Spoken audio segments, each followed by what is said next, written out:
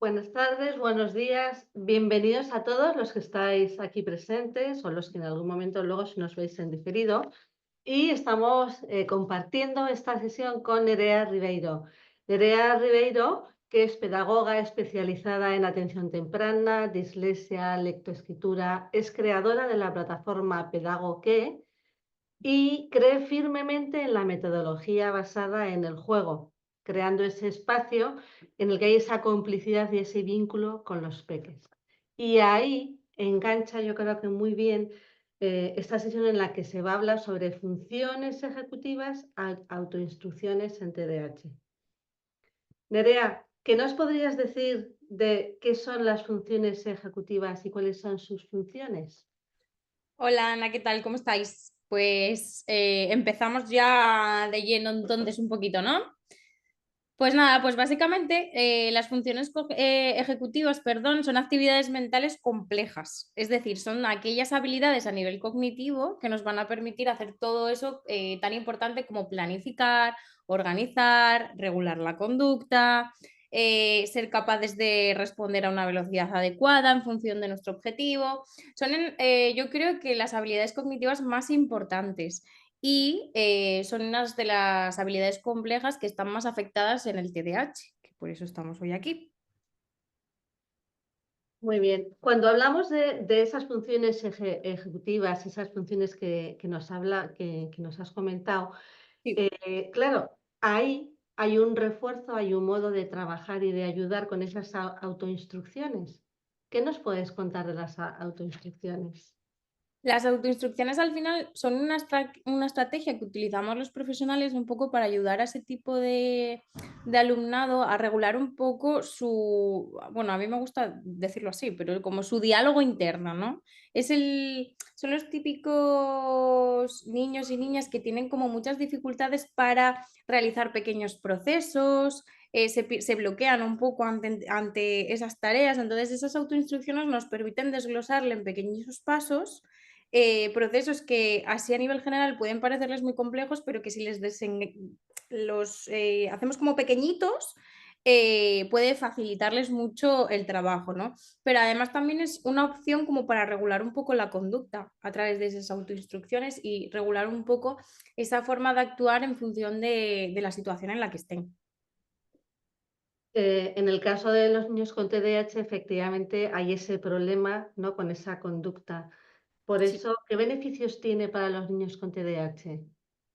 Bueno, pues al final yo creo que en función de para qué lo utilice, supongo que tendrá un beneficio u otro, ¿vale? Me refiero, no es lo mismo utilizar las autoinstrucciones pues para un ejercicio académico que para regular la conducta en sí. Entonces, los beneficios yo creo que son muchos en función del objetivo que tengas como profesional y para cada niño, ¿no? Porque sabemos que los niños, pues bueno, independientemente de tener un mismo trastorno, las necesidades que van a tener son muy distintas. Entonces, yo creo que el beneficio más grande es un poco regular ese diálogo interno que les cuesta tanto tener. Un poco, al final nosotros estamos todo el rato pensando, ¿no? Y en esos pensamientos, pues somos capaces de planificar, pues ahora voy a, yo qué sé, primero voy a leer el enunciado, después voy a recoger los datos que me piden, voy a ver si hay algún dato que, pues, que no es necesario, voy a ver el número de operaciones que tengo que hacer y eso lo hacemos ya de manera muy automática, casi sin, no necesitamos casi ni pensarlo. Vale, en este tipo de alumnado esas autoinstrucciones les permiten tener ese diálogo que nosotros tenemos un poco más en piloto automático. Y si nos planteamos trabajar con esas autoinstrucciones, ¿cuáles serían Sí. esos pasos que podríamos aplicar o que deberíamos aplicar? Vale, pues aquí yo creo que lo primero como profesionales es preguntarnos qué queremos trabajar, para qué vamos a utilizar esas autoinstrucciones, porque yo, por ejemplo, tengo diferentes tipos, ¿no? Pues tengo unas que luego si queréis os las puedo enseñar por aquí, comparto pantalla y os las enseño, pues un poco para regular todo el trabajo a nivel de tareas académicas, de estudio, de planificar y demás. Entonces, en esas autoinstrucciones yo voy desglosando en pequeños pasos todo lo que tiene que hacer el niño. Entonces, lo primero, ¿qué objetivo tengo como profesional? ¿Qué voy a trabajar? Pues imagínate, en este caso, vamos a trabajar técnicas de estudio, ¿vale? ¿Cómo le voy a desglosar en esas autoinstrucciones los pasos que tiene que hacer? Vale, pues primero, en este caso es un niño muy movido. Entonces, durante la sesión de estudio se levanta 1000 veces. Vale, pues el primer paso, asegurarme de que tengo todo el material antes de ponerme a planificarme. El segundo paso, planificar las tareas que voy a hacer y, yo qué sé, darles orden de prioridad. El tercer paso, leer el texto. El cuarto, regularme y entender y ver si lo he entendido todo, ¿no? Pequeñitos pasos de ese proceso que queremos trabajar. Sin embargo, si estaríamos trabajando, por ejemplo, a nivel conductual, pues quizás estos pasos serían distintos. El objetivo que estoy trabajando es regular igual un comportamiento en un momento determinado, entonces quizás los pasos van cambiando. Pues el primero, vale, voy a parar. La típica técnica del stop, ¿no? Que al final es un poco autoinstrucción también. El primer paso es parar y pensar. El segundo es qué comportamiento voy a tener, qué consecuencias va a tener este comportamiento y qué otras opciones tengo. Y el tercer paso es, vale, ya he decidido en función y un poco con la mente más fría qué voy a hacer en este momento y entonces tengo mi conducta, ¿no? Todos esos pequeños diálogos van a ser súper importantes para regular todo tipo de comportamiento, ya sea a nivel académico o a nivel conductual con este tipo de alumnado. Entonces, pues esos pequeños pasos de las autoinstrucciones van a depender del objetivo que como profesional necesitemos trabajar con cada uno. Cuando estás hablando de estas autoinstrucciones, me parece súper interesante. Claro, tú como profesional las aplicas, ¿no? Sí, sí, En sí, el sí. colegio se aplican, pero seguro que hay algún padre, alguna madre que me está escuchando y dirá, ¿y yo eso en mi casa lo puedo utilizar? ¿Me puede ayudar? ¿Cómo lo puedo hacer? ¿Cómo puedo ayudar a mi hijo? Porque al fin y al cabo, los niños que tienen TDAH presentan problemas tanto en casa como en el colegio. Y a veces el colegio está más estructurado. Pero ¿y la casa? ¿Cómo podemos ayudar en todo eso? Claro, yo creo que es fundamental sobre todo para las pequeñas rutinas, porque una de las, o bueno, al menos por mi experiencia, lo que más yo veo en consulta cuando vienen padres de o familias de niños con TDAH es que cuesta mucho como las rutinas, ¿no? Es que claro, que se ponga a recoger o la rutina de lavarse los dientes después de cenar, ir a la bañera, ponerse pijamas, se hace eterna, ¿vale? ¿Por qué se hace eterna? ¿Qué podemos utilizar? Pues las autoinstrucciones en este caso podrían ser una estrategia. Y además a mí me gusta añadir como una cosa más en esas autoinstrucciones que son como cuadraditos para hacer como checklist. En plan, como si estuviéramos haciendo una maleta de viaje, ¿no? Lo mismo. Vale, pues primero, yo qué sé, ceno, vale, checklist, cené. Me lavo los dientes, checklist. Y así vamos haciendo que poco a poco, con las autoinstrucciones en mano, vayan adaptándose a esas rutinas y vayan generalizando esos comportamientos. Por lo tanto, yo creo que es una estrategia muy guay para el contexto familiar y que muchas veces a los padres les da como reparo utilizar porque al final parece como muy empantanoso, ¿no? En plan, es que voy a tener una lista como de cosas, de autoinstrucciones para todo. No se trata de eso, ni tampoco de tenerlo para todo, pero sí para las cosas que más nos están costando. Y que al final tenemos que pensar que no van a ser para toda la vida. O sea, al final la idea de utilizar las autoinstrucciones es utilizarlas durante un tiempo determinado para después poder retirar ese apoyo. Entonces, yo creo que lo tenemos que ver como una estrategia que nos lleva a una meta y que por supuesto las familias pueden utilizar en casa porque además es algo muy sencillo. Al final es entender qué proceso quiero trabajar, pues por ejemplo la rutina de la noche, vale, qué pasos tenemos nosotros en nuestra rutina diaria de familiar y lo desgloso en pasitos para que mi peque pueda hacerlo poco a poco y además le dote de autonomía para ir haciéndolo poco a poco él solo.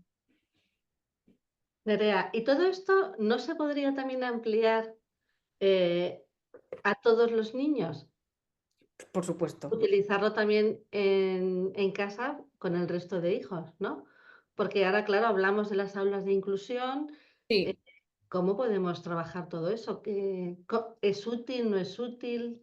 ¿Sabes qué pasa, Ana? Que yo creo que al final muchas veces hablamos de estrategias muy concretas, en plan, focalizándolas un poco en aquellos niños que tienen dificultades, pero en realidad, si nos paramos a pensarlo, esas estrategias van a ser beneficiosas para todo el alumnado. Quizás no lo necesitan de manera más tan explícita, ¿no? Pero sí que les ayuda a desarrollar ciertas habilidades. Pues aunque a mi hijo no le cuesten las rutinas, quizás necesita esas autoinstrucciones para otra cosa. Y al final yo creo que utilizarlas en todo el alumnado es precisamente el objetivo que queremos conseguir, que es una aula inclusiva, que no tenga que utilizarse como forma de señalar porque tiene dificultades. No, vamos a entender que es una herramienta más que puede utilizar cualquier persona en función de la necesidad que tenga, independientemente de que tenga un trastorno o no. Puede haber niños simplemente que no tengan una patología, por ejemplo, yo qué sé, a mí de pequeña se me daban fatal las matemáticas, por ejemplo, y no tengo discalculia, pero se me daban mal los números. Pues quizás a mí en esa ocasión me hubiera servido unas autoinstrucciones para desglosar cómo hacer un problema. Y yo no tengo una patología concreta.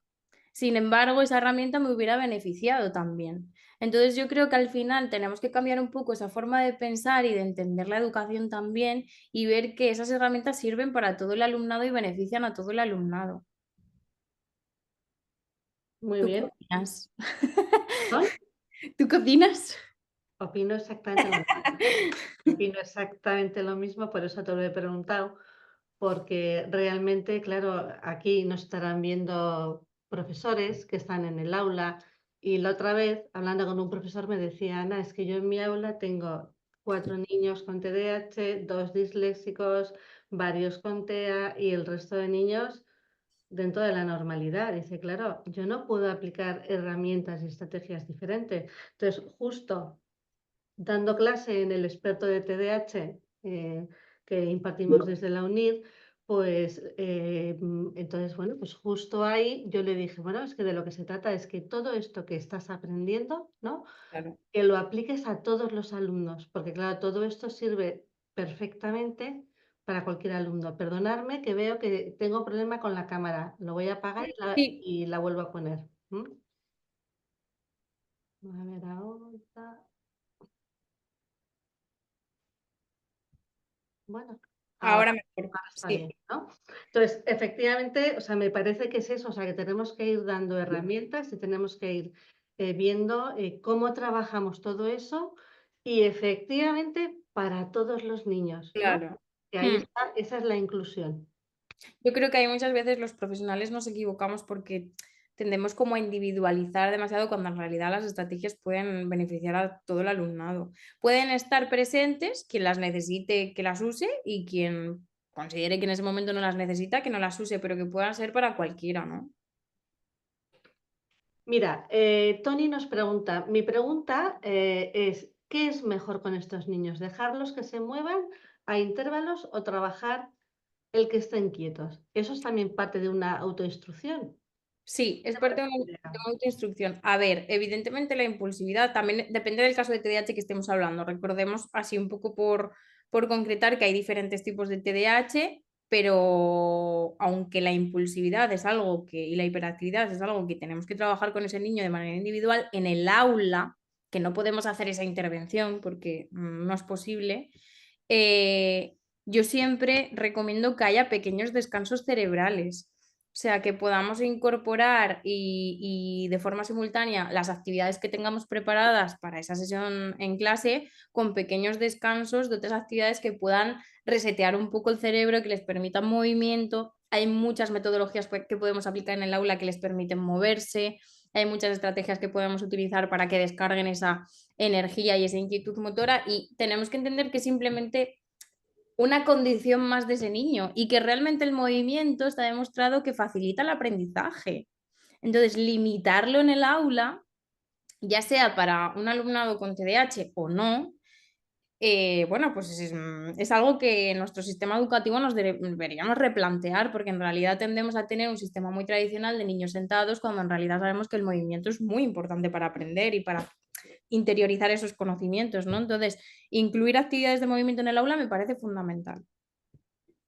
Muy bien. Íñigo también nos comenta, Mm. ¿sería factible llevar a cabo diferentes estrategias utilizando pictogramas? Diferentes estrategias, ¿a qué te refieres concretamente? Porque claro, si es para el mismo objetivo, yo creo que aquí deberíamos concretar un poco, porque a mí me ha pasado muchas veces de estar utilizando ahí una estrategia concreta en sesión con el peque, pues para regular la conducta, y en clase utilizar otra, y eso al final genera un poco de confusión. Entonces, muchas veces es mejor coordinarse y si tenemos un mismo objetivo, trabajar a través de la misma estrategia. ¿Vale? No sé si puedes concretar un poco más, Íñigo, porfa. Íñigo, a lo mejor vas un poquito también por la línea de esas autoinstrucciones que vayan reforzadas con esas imágenes, que eso la verdad está muy bien, ¿no? O sea, que sí Sí, está muy claro, bien eso. claro. Pero un poquito puede ir por esa línea, eso es. Niño Ah, vale, sí, perfecto. prefiere a eso, entonces, Sí, ¿no? de hecho yo siempre recomiendo como introducir el conocimiento a través de diferentes vías, ¿no? Vale, está claro que las autoinstrucciones son escritas, pero también podemos tener ese apoyo visual que las haga más comprensibles. También en función de la edad con la que estemos trabajando, pues las haremos de una manera o de otra. Posiblemente igual con adolescentes ya más mayores, quizás no haga falta. Bueno, también depende con quién estemos trabajando, ¿no? Pero quizás no haga falta tanto apoyo visual y con niños más pequeños sí. Pero bueno, eso yo creo que va a ser en función también del niño con el que estemos trabajando y de la necesidad que tenga y también de un poco cómo aprenda. Bueno, yo de hecho, así como anécdota curiosa, tuve un caso en el que las autoinstrucciones eran grabadas, no eran escritas. Entonces, él cada vez que se ponía a estudiar, se ponía un audio que tenía mío, una grabación, y entonces iba paso tal, porque para él era más sencillo así. Entonces, al final es adaptarnos un poco, no tenemos que ser como rígidos, ¿no? Adaptarnos un poco también a las necesidades que tenga cada niño y a su condición particular. Eso es. A su canal de información, que a veces es Exacto. visual, que a veces que es auditivo y a veces es kinestésico y a veces nos empeñamos en que todo sea escrito y efectivamente hay veces Mm. que aprenden mucho mejor oralmente, ¿no? Y además eso le facilitaba como repetir ese diálogo que yo le estaba hablando, ¿no? Y escucharme día sí, día también, al final acabó generando que lo hiciera ya de manera natural. Ujú. Entonces muchas veces pues es simplemente adaptarnos y conocer un poco a la persona también con la que estemos trabajando, que muchas veces pues un error que yo veo mucho en general, tendemos como a utilizar la misma estrategia igual con todo el mundo. Y eso muchas veces no es posible. O sea, está genial tenerla de referencia e intentar, bueno, pues igual a este niño le funciona o no, pero si no nos funciona, ¿qué podemos adaptar? ¿Cómo podemos adaptarla a él? Pues en este caso yo la tenía de manera escrita, pues al final fue grabándome un audio y que pudiera poner ese audio en una plataforma electrónica cada vez que necesitara escucharlo. Pues perfecto. Pero ¿de qué manera podemos adaptarnos, no? Nerea, hablando de esto, justo antes también sí que comentabas que Sí. nos ibas a enseñar algún ejemplo de autoinstrucciones, ¿no? Que tenías Sí. algunas tarjetas o que nos querías presentar algo. Sí, lo que pasa que dame un segundo porque tengo que abrirlas, ¿eh? Sí, para que puedas. Sí, tengo diferentes. Os voy a enseñar las que tengo de técnicas de estudio, porque tengo varias. Tengo una en formato checklist y tengo otras que os voy a enseñar.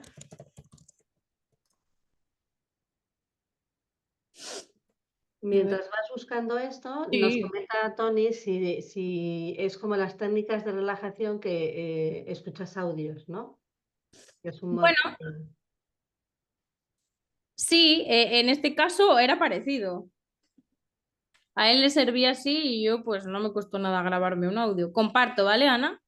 Sí, Vale. ¿Veis? sí, sí, se ve perfecto. Vale, estas son unas Si la autoinstrucciones amplías un poquito más, se verá mejor, que está un poquito así, ¿no? así. Lo ves, sí, mejor así.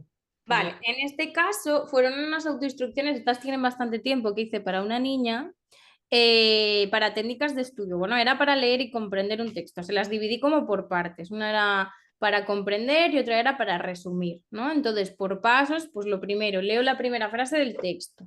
Busco las palabras que no entiendo en un diccionario. Cuando hago eso, el tercer paso, analizo si he comprendido o no la frase que he leído. El 4, si la he comprendido, leo la siguiente frase y sigo otra vez los mismos pasos. Y la 5, si no lo he comprendido, intento hacerlo yo sola y como última opción pido ayuda a alguien. Como veis, esto es muy concreto, porque en este caso la niña tendía mucho a pedir ayuda. Entonces, uno de los objetivos que nosotros nos habíamos marcado es que fomentáramos un poco esa autonomía. Entonces, ella tenía que seguir todos estos pasos y como último recurso, si ya no sabía seguir, pedir ayuda a su mamá o a su papá en ese momento.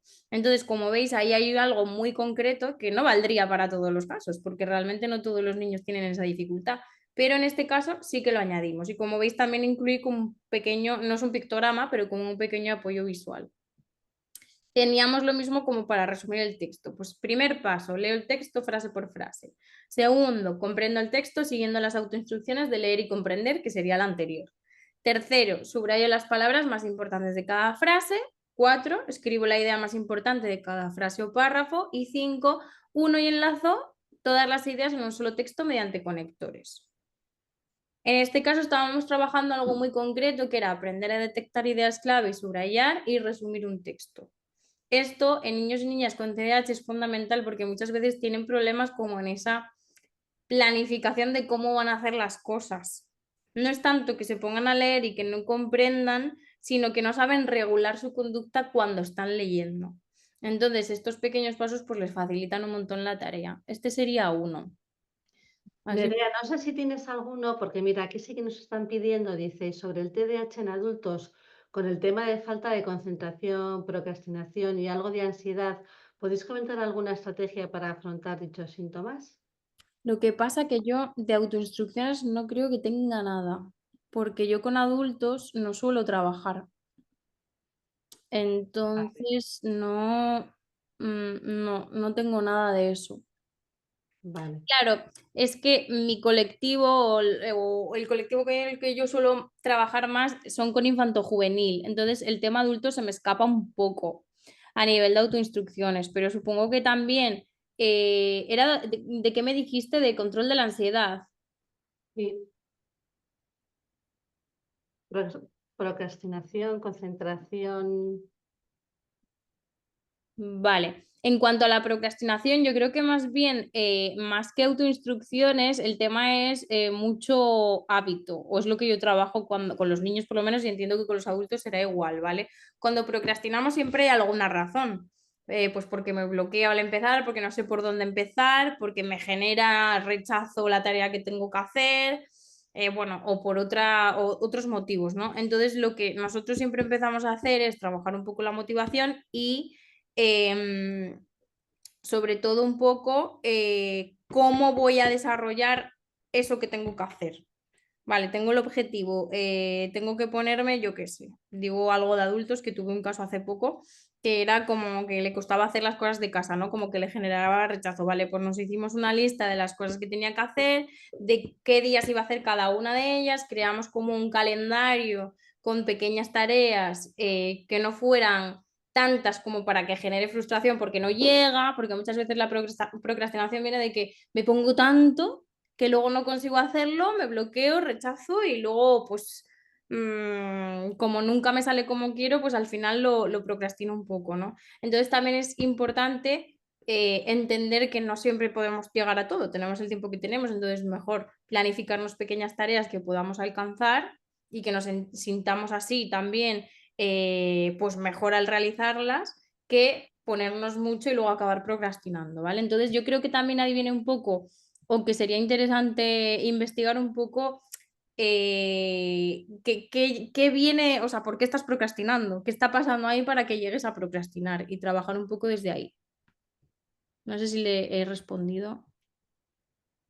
¿Queréis alguna cosa más? De Sí, lo mira, que, a ver si comentan alguna cosa, la gente que nos había puesto os esto. comparto otras porque tengáis Sí. ejemplo. Tengo aquí otras de resolución de problemas. Vamos, dice Tony, dice, de lo que dices, creo que hay que dividir en partes la tarea, vamos como las autoinstrucciones. Claro, Totalmente de acuerdo, o sea, eso sí que es así. Y sobre todo, o sea, en el caso de gente más mayor, se trabaja mucho siempre poniendo metas, ¿no? Y es concretas. plantearse los objetivos y cada día decir, bueno, hoy tengo que hacer una serie de cosas y las apunto, ¿no? Y una Sí, vez que las apunto, empiezo eso, o sea, con esa autoinstrucción de decir, primero, pues primero apunto lo que voy a hacer. Segundo, me pregunto cómo lo voy a hacer. Tercero, ¿cuándo lo voy a hacer? Cuarto, cuando lo he hecho. Cinco, me pregunto, ¿estoy bien?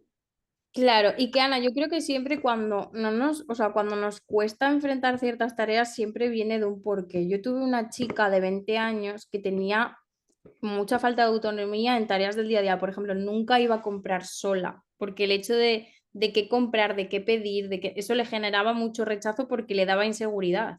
Entonces también hay una base de autoestima ahí que hay que trabajar y lo que hicimos fue también como ponerle retos semanales. Pues esta semana haces un día la comida y vas a comprar los alimentos que necesitas para hacer esa receta. Te haces una lista, hacemos la lista juntas, qué necesito comprar, dónde lo necesito comprar, qué cantidad necesito. Todo eso era un trabajo previo a ir a la compra en sí. Entonces, fue poquito a poco como asumiendo esos retos semanales y al final pues acabó poniendo la lavadora, cosas que no hacía, yendo a tomar un café sola, hacer la compra, bueno, cosas que por inseguridad, por miedo al hacerlo mal y por miedo al error, no hacía. Así que muchas veces también viene un poco de qué me está pasando a mí a nivel interno. Y lo que tú Y, dices, desglosar la tarea en pequeñas partes. y Tony dice muy bien, premiarse al final, ¿no? Siempre esa motivación, ese decir lo has hecho muy bien. Y si lo has hecho mal, no pasa nada porque lo puedes volver a hacer bien, ¿no? Ujú. Mira, ahí nos dicen, en los adultos sucede que hay varias cuestiones del orden de lo emocional. Claro, por eso digo que al final hay una mochila ahí que muchas veces lo que nos pasa viene un poco por otra historia. Lo que estoy compartiendo serían unas autoinstrucciones para resolver problemas, simplemente un poco porque veáis un ejemplo. Pero ahí hay como unas preguntas de primeros pasos y luego voy dividiendo como la tarea en pasos, ¿no? Paso uno, el 2 subrayamos la pregunta, el 3 escribimos los datos en la libreta y voy haciendo un ejemplo como para ver que vean cómo hacerlo. Paso 4 me faltan datos, paso 5 tengo que hacer alguna operación, qué tipo de operación tengo que hacer y un poco así, ¿vale? Para que os hagáis una idea un poco también de cómo realizarlas. Marta también nos habla y nos dice que a lo mejor les puede ayudar una app de móvil que sirve para llevar un seguimiento de los hábitos, se crean los hábitos y vas marcando cuando los hayas logrado y se pueden personalizar como quieras. A mí me funciona porque me sirve de motivación también.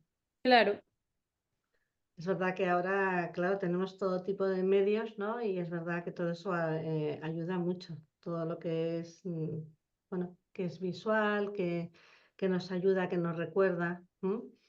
Y Vanessa nos pregunta que cuál es la relación entre TDAH y estrés postraumático. vamos, no lo sé porque yo no soy psicóloga clínica, pero entiendo que no tiene nada que ver porque el trastorno es como un trastorno independiente que puede, entiendo que puede convivir por las experiencias personales, pero que no hay ninguna relación, ¿no? A nivel científico. Y va un poquito todo, como a todo el nivel emocional, que algún Claro, problema emocional efectivamente a veces puede parecer que es un TDAH y en realidad es un tema emocional que hay que sí. solucionar, ¿no? Antes de hacer un diagnóstico de TDAH. Claro, es que el TDAH es un trastorno que es complicado de detectar en el sentido de que la sintomatología muchas veces se puede confundir con problemas a nivel emocional o con otro tipo de cosas, por ejemplo, unas altas capacidades. Hay como mucha sintomatología que tiene una línea muy delgadita. Entonces también cuando hacemos la evaluación tenemos que ser como muy, bueno, pues cogerlo todo un poco con pinzas y entender bien también el contexto y hacer una buena historia personal de la persona, ¿no? Del niño o del adulto con el que estemos trabajando, porque todo esto también nos va a servir para entender si las dificultades que tiene, pues a nivel atencional o a nivel de impulsividad o lo que sea, tiene más que ver con su momento personal o con su historia de vida que realmente con que tenga un TDAH. Eso es, ¿no? Claro, a eso voy. Eh, Eso es. De hecho, Román nos dice, ¿no? Algunos síntomas del TDAH se solapan mucho con Claro, síntomas de ansiedad, por ejemplo, el diagnosticado. Por eso el diagnóstico integral, que tú lo comentas claro. ahora, es fundamental. Cuidado, que eso no quiere decir que tengas TDAH y también puedas tener ansiedad o depresión o algún problema a nivel de salud mental, pero sí que a la hora de evaluar tenemos como que ser muy cautos. Mm. Retomamos un poco el tema de las autoinstrucciones y Irene nos pregunta, en educación infantil, ¿cómo podemos poner en práctica estas autoinstrucciones? Repitiendo mucho. Una de las cosas, mira, una cosa que le digo, os voy a decir una cosa que le digo yo siempre a mi madre. ¿Por qué crees que mi hija te dice todos los días que le cuentes el mismo cuento? Porque necesita interiorizarlo. Pues con las autoinstrucciones va a pasar lo mismo. Por supuesto, va a ser súper importante el apoyo visual en infantil, ¿vale? Porque no podemos leer, ellos no saben leer, no saben escribir y por lo tanto va a ser fundamental. Yo aquí recomiendo mucho las tablas de rutinas, que son básicamente autoinstrucciones también, porque nos van indicando lo que tenemos que ir haciendo en cada momento por pasos, pero al final para ellos son un poquito más visuales y te permiten también el juego, por ejemplo, de ponerles velcros, de que vayan ellos interactuando con esas cosas que tienen que hacer, como teniendo un poquito de responsabilidad. Y yo creo que en infantil es la manera de trabajarlas, un poco a través de tablas de rutinas, de repetir mucho lo mismo y de que al final se convierta un poco también en hábito. ¿Y tienes alguna actividad que nos puedas mostrar? Es que está preguntando aquí, de forma visual, ¿cómo trabajas en una actividad? ¿Tienes checklists de cada una o de alguna? O, Déjame mirar.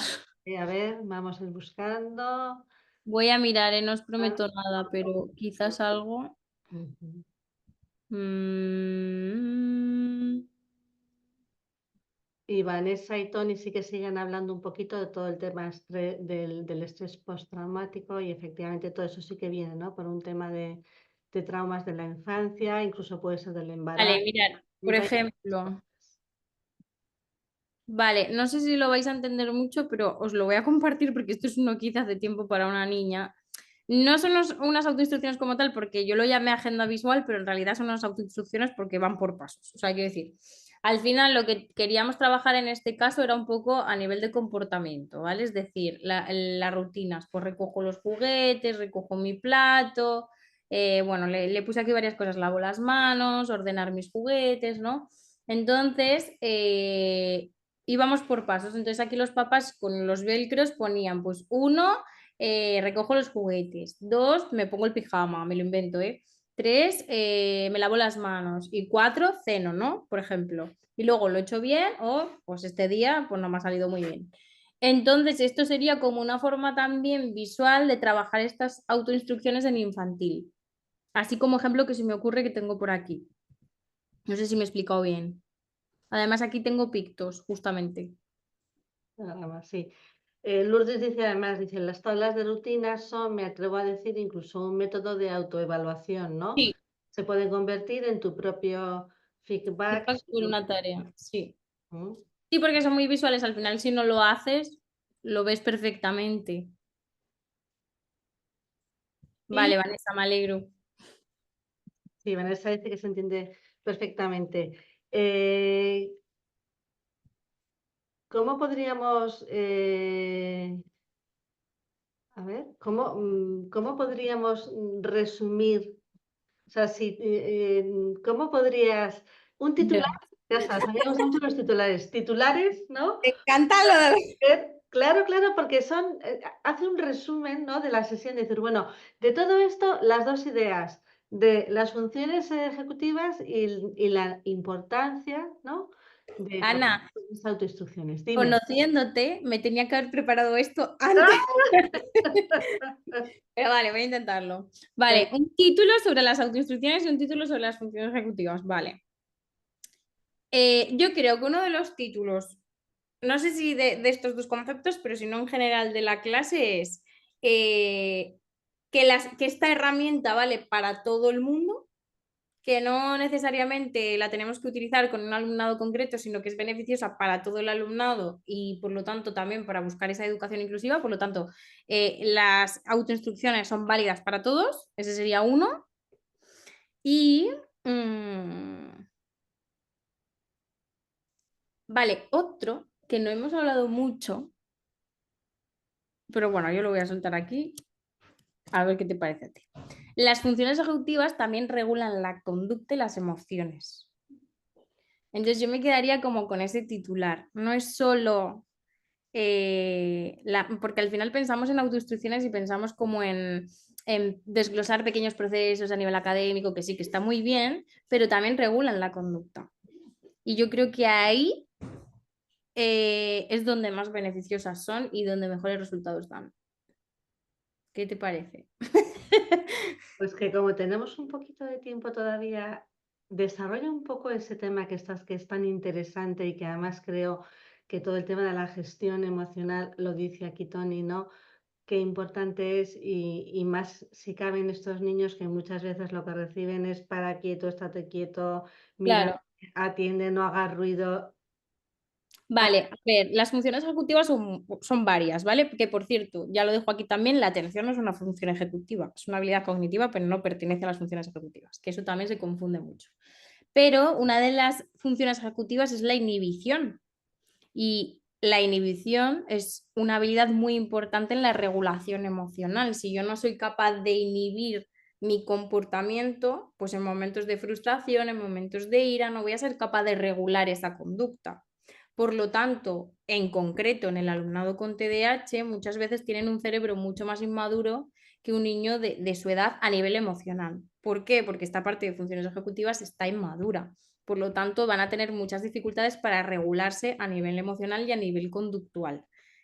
Esa es la parte, yo creo que una de las más importantes en este tipo de casos. Y una parte que creo que muchas veces no se trabaja es como TDAH, vamos a trabajar atención ya, pero la parte de funciones ejecutivas es muy importante porque regula el comportamiento, porque les genera también esa sensación como de saber regularse ellos mismos, de saber tranquilizarse, de luego no sentirse culpables por ese momento como de reacción. Entonces, la inhibición es una parte fundamental para trabajar y tiene mucho que ver también con la impulsividad al final.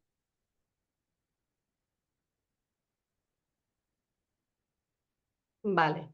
Em, ¿Cómo, cómo afecta el uso de las tecnologías a las funciones ejecutivas? Eso da para otra Open Class. A ver, afectan casi todo, realmente. El uso de las tecnologías, partamos de la base de que tiene muchas consecuencias a largo plazo que no vemos a corto plazo y que afectan no solo a nivel atencional, sino a, pues, a cómo regulo mis emociones, que eso tiene que ver con las funciones ejecutivas, ¿vale? Entonces, en estos casos, disminuir el uso de las tecnologías va a ser una parte muy importante, claro, ya no solo porque a nivel de atención repercuta, sino porque a nivel emocional también. Al final estoy recibiendo una cantidad de estímulos que mi cerebro no es capaz de procesar. Y eso, dime, Curiosamente, y te lo dicen los padres, dice, pero mi hijo, si mi hijo cuando está delante del aparatito, centra la atención perfectamente. sí, claro, pero yo siempre digo, no está concentrado, está fascinado, que es distinto. O sea, no está concentrado en lo que está haciendo, porque realmente es algo pasivo, no está haciendo nada. O sea, está mirando simplemente una pantalla y dejándose un poco llevar. Lo que está es fascinado por la cantidad de estímulos que está recibiendo y que su cerebro está un poco procesando, intentando procesar todo lo que recibe. Pero realmente es una actividad pasiva, él no tiene que estar haciendo nada. Aunque esté jugando a jueguecitos, es pasivo. Vale, pues nos piden aquí que si por favor podemos definir las funciones ejecutivas. ¿Qué son las funciones ejecutivas? ¿Cómo se podrían explicar? Pero las que son, ¿Qué son? Una definición. vale, básicamente son unas habilidades cognitivas que, como por ejemplo, pues la memoria de trabajo sería una función ejecutiva. La memoria de trabajo es la que nos permite manipular la información en la mente, ¿vale? Mientras estamos haciendo otra cosa. Por ejemplo, cuando haces una suma con llevadas, pues tienes que mantener en la cabeza los numeritos a la vez que haces la operación. Eso sería la memoria de trabajo.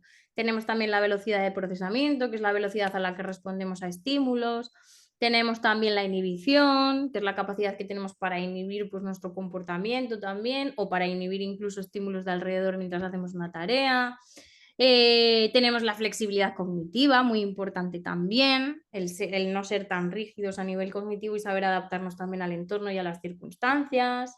La planificación, muy importante, el ser capaz de planificar qué voy a hacer y cómo lo voy a hacer, ¿vale? ¿Por qué pasos lo voy a hacer? Claro, eso es algo que hacemos nosotros de manera muy automática en el día a día, pero en este alumnado está bastante afectada. Muy bien. No sé si se me queda alguna ahora mismo.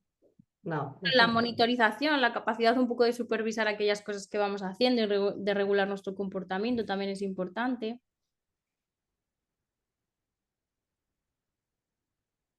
muy bien.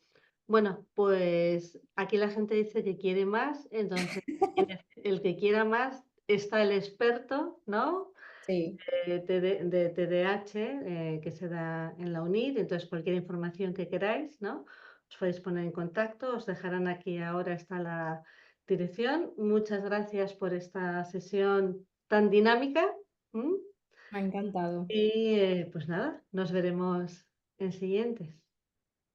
Pues muchas gracias, Ana. A mí me han encantado las preguntas que han hecho porque han sido como muy interesantes y muy concretas. O sea que os lo agradezco un montón que hayáis estado aquí con nosotras y que os haya gustado, espero. Muchas gracias, pero muy corto.